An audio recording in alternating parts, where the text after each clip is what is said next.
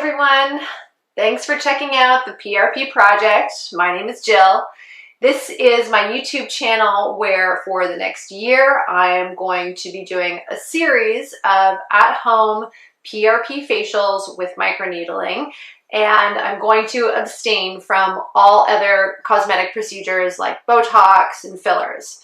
So this will be my second microneedling with PRP treatment. It is December 1st, and today I'm going to do a video showing you how to do microneedling with PRP using a Dermaroller instead of a microneedling pen like I did last time. So a Dermaroller is a super simple and effective device. I'm going to give you a little bit of a close-up so you can see. Hope that helps.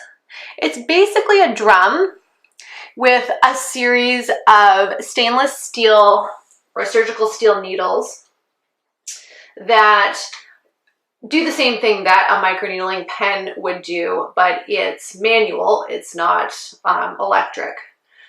So the Dermaroller is a really good option if you've never tried microneedling before and you don't want to spend $150 to $200 on your first attempt at microneedling.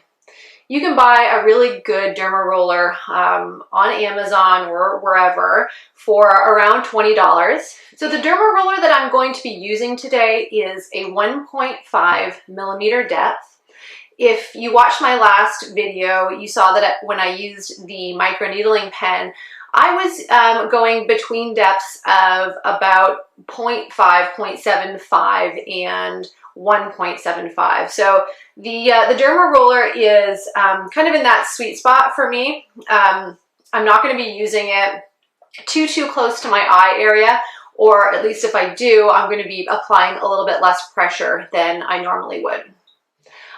I like to use a Dermaroller in between microneedling with PRP treatments. Particularly, I like to use a 0.5 Dermaroller just to make sure that all the products, serums, and active ingredients that I'm using really have the best opportunity to get into my skin and do their work. As for the results between a microneedling pen and a Dermaroller, I really think that they are fairly comparable. With a microneedling pen, because it is motorized, you are getting probably more punctures over time, but as I think you'll see at the end of this video, when I'm using the Dermaroller, I'm still achieving that same pinkness across my skin and probably achieving also about as much pinpoint bleeding. So I feel pretty confident that between a Dermaroller and a microneedling pen, they're both doing about the same job. I just want to thank all of you for watching the last PRP with microneedling video. It was my first, so it was really a big deal for me to put it out there. Of all of you who watched it, especially my friends and family who either commented or sent me an email afterwards, it really meant so much to me that you just even watched. So thank you so much for that. Thank you to everybody for all your support. This has been a really exciting adventure for me, and I can't wait to do more videos. Just to let you know a little bit more about myself, I'm going through a huge transition in my life right now, and I could not be more excited. I recently left my job as a lawyer for what I've been doing for the last about 17 years, and my family has decided to move to Hong Kong for the next 3 years to follow my husband there for an amazing job opportunity. So I can't wait to show you guys how exciting our lives are going to be when we completely move from Toronto and start a brand new life in Hong Kong. So look forward to more posts about that. We are leaving in about 15 days. Okay, I will see you shortly. I'm going to remove my makeup, sterilize my face, get my PRP ready, and then we will start dermarolling. I'm back. I am fully numb, and I thought I'd do a little close-up for you so you can have a look at what my skin looked like since the last time that we saw each other after my PRP facial in October. So you can tell that I still have a couple of static lines on my forehead, but overall, I'm really pleased that I don't have these sort of deeper furrows in between my eyebrows and my forehead. My skin is really blotchy right now from the numbing cream, which is not totally to be unexpected, but this is definitely a bit blotchier than normal for me. A couple of people have asked me what kind of numbing cream that I use, and the reason I don't share it is because it is prescription strength and it's given to me by a doctor. So it's 20% lidocaine. It's probably what you would get if you went to a professional aesthetic clinic, and it does an amazing job numbing your face. So that's why I'm able to sort of really get in there with the microneedling pen and with the Dermaroller. So if you can get your hands on some, I would highly recommend it. Okay, so now that I'm all numb and my makeup's off, I'm going to take a cotton pad soaked in some rubbing alcohol to cleanse my skin, fully sterilize it. This is really, I think, one of the most unpleasant parts of this whole process. Oof. Best to kind of hold your breath when you're doing this. Ugh. Okay, that's the worst part done. Letting the fumes dry, and I'm putting on my gloves. So if you remember from last time, I left my forehead to the very last part, and I was a big wimp about it. So I'm gonna start with my forehead this time, and I'm gonna take my Dermaroller and do a few passes over my whole face, and then I'm going to put on the PRP and do another pass with the Dermaroller to really kind of push the PRP into my skin.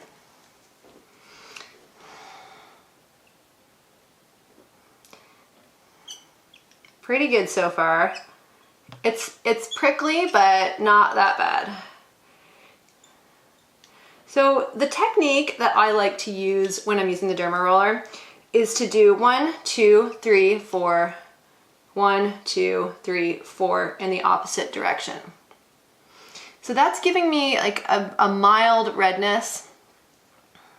There may be a tiny bit of pinpoint bleeding, but I'm not pressing very hard at this point. Again, I'm just getting kind of warmed up at this stage.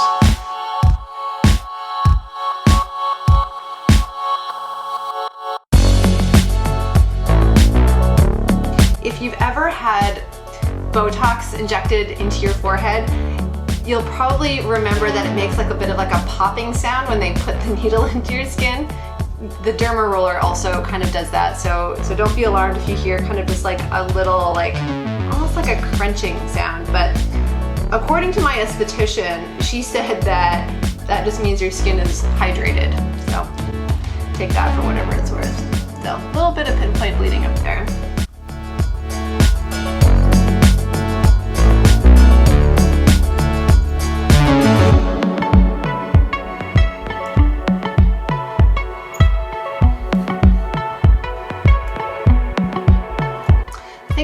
About the Dermaroller is that I find I don't have to spend quite as much time doing the whole procedure.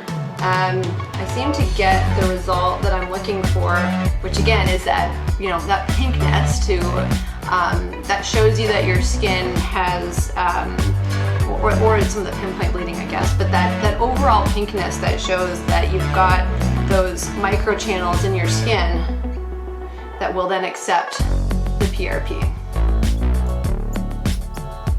You probably hear a little bit of squeaking, but that's just the drum on the Dermaroller. As far as technique for Dermarolling goes, you want to keep the needle at as close to a 90-degree angle to your skin as possible. That means just not kind of twisting with your wrist. So I like to kind of, yeah, keep it straight.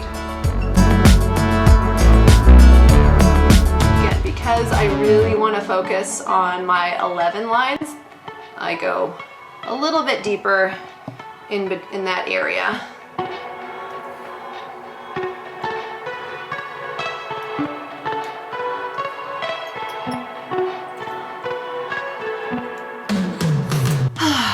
It's a little prickly, but I think I'm about ready to kind of wrap up with my forehead, and I'll put some PRP on. And I always find when I put the PRP on that it makes it feel better, like it's sort of soothing.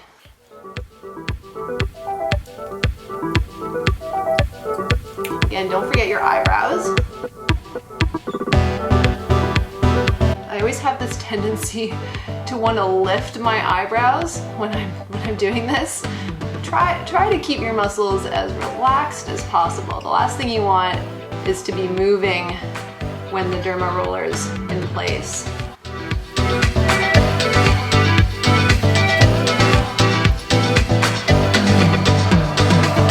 And when I'm repositioning, I'm always checking for that 90-degree angle. Just going over some of those static lines that I've been trying to get rid of.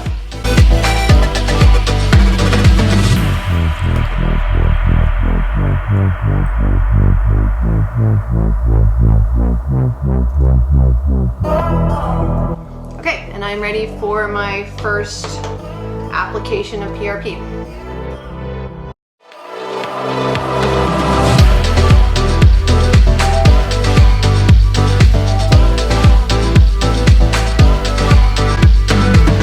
I said earlier I was going to do a pass-through, but I have quite a bit of PRP here, so I figure there's really no harm in putting it on now. I'm not worried about wasting it. So trying to go in these sort of 3-inch sections and then move on.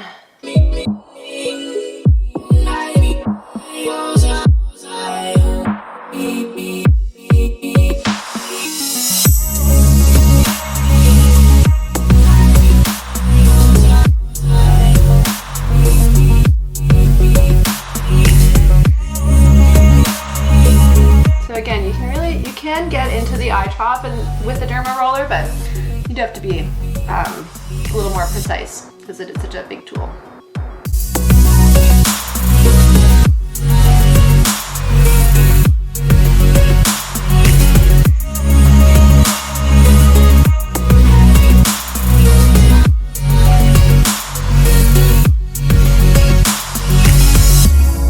The Dermaroller that I purchase is called ZGTS. I do see a lot of aesthetic clinics using this. It is disposable.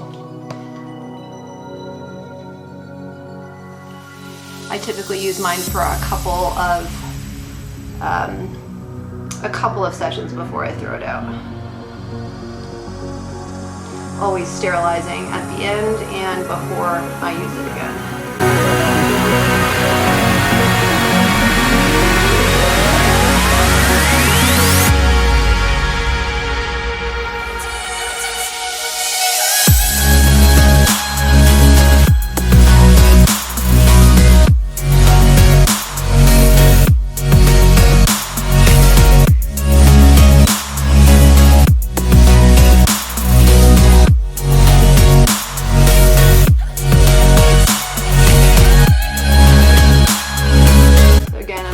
Focusing on the area around my mouth.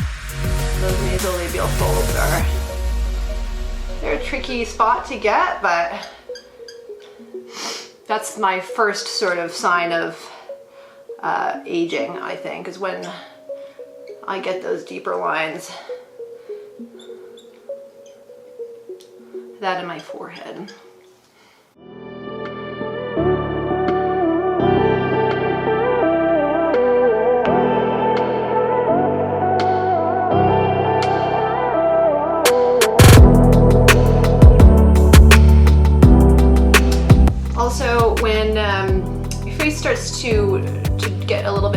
tacky from the PRP. I always like to mist on a little bit of rose water. In this case, I'm using the Thayer's witch hazel rose water, which I also like because the witch hazel has some antiseptic properties.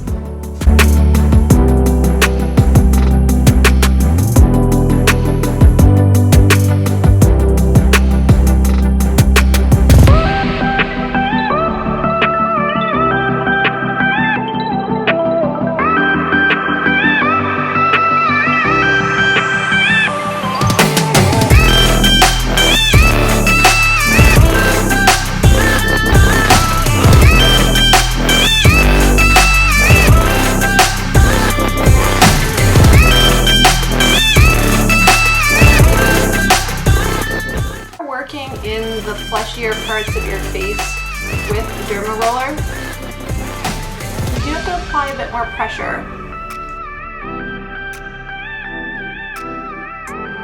Okay, so here's the left side of my face. Here's the right side of my face.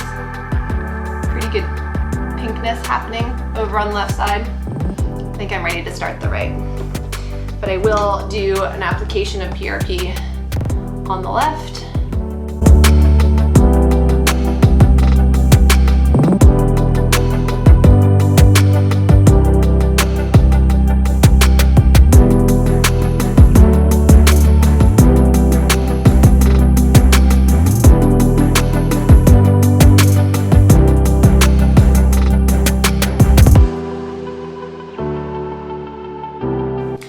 The way that you grip the Dermaroller is important too. I like to keep my index finger kind of on the top here. That also allows you to control the pressure.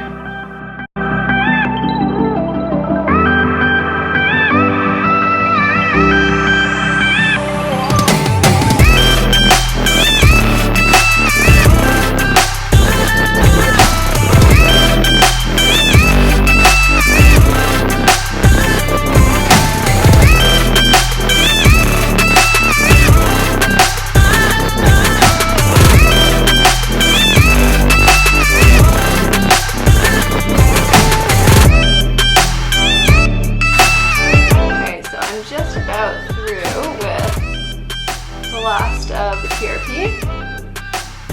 I've got like a nice kind of mask coating on. I'm gonna do just a couple more passes through my lip area and then I think I'm gonna be done.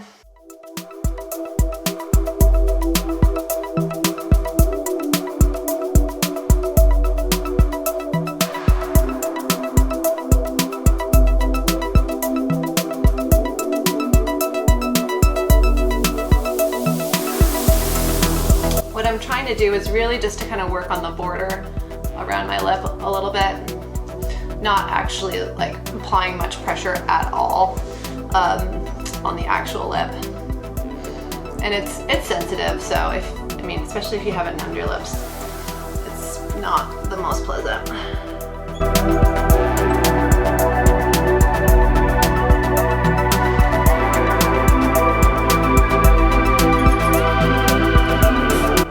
So right side, left side, fairly red, but not bad. And certainly I had some pinpoint bleeding, but again, no active bleeding. And yeah, I feel like I've done what I came to do. So I'll check in with you in the morning and you can have a look to see how my skin looks. I expect that it's actually going to look pretty normal. And I'll also talk a little bit more about some aftercare and some of the products that I'll be using in the days after I microneedle. See you then. Hello again. This is my face about just under 24 hours since my Dermarolling session last night. If you watched my last video, you're probably thinking that I look a lot better than I did 24 hours after using the microneedling pen, which is absolutely true. My skin is, I think, getting thicker, so I'm having less bruising, but also I think you can see that the Dermaroller is slightly more gentle on your skin. I'm going to zoom in so that you can really see some of the areas like under my eye and around here where I do have a very little bit of bruising. It looks like redness now, but you can see some of the sort of pinpricks, if you will, where the Dermaroller went over it. And then through here, and in my forehead as well. But it's very, very minimal. And certainly it's nothing that, that makeup couldn't easily cover up. So overall, I'm feeling really good about the state of my skin right now. Very, very minimal redness. And I think I can pretty much go back to my normal routine after this 24-hour break period. Last night, after doing the session, I left the PRP on, I went to sleep, and I washed it off this morning.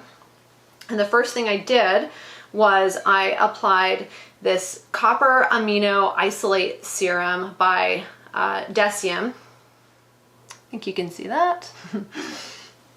This is intended to help with collagen production. I have used it before, but not with microneedling. I'll be honest, I didn't see a remarkable result when I used the smaller bottle. I would also say I didn't use it super consistently, and I didn't use it when I microneedled. So now that I'm microneedling regularly, I'm going to give this product another go because people do rave about it. And adding a copper peptide into your daily routine is a really good idea for collagen production. So another part of my daily routine is the multimolecular hyaluronic complex, also from Deciem. Definitely helps to plump out some of those fine lines and wrinkles, especially if you use it twice a day. And then finally, I don't use this every single day, but when I find that my skin's looking a little bit dull, I will do a combination of, this is a vitamin C powder from Deciem, and this is resveratrol and ferulic acid. And so combining these two, vitamin C, ferulic acid, and resveratrol, is great for brightening up your skin tone and also aiding in that collagen production as well. And if you know about the SkinCeuticals version of this, it's very, very expensive. I've heard that this combination does just as good of a job, but I can't say that for certain because I've never tried the SkinCeuticals version. So that's it for me. I'm going to sign off. I have a ton of packing to do. As I think I mentioned before, my family is packing up for Hong Kong in just a couple of weeks. So we are in the thick of it right now. And this will be my last video from Toronto. So kind of bittersweet, but I can't wait to tell you guys what living in Hong Kong is like. And I will see you again in just a couple of weeks.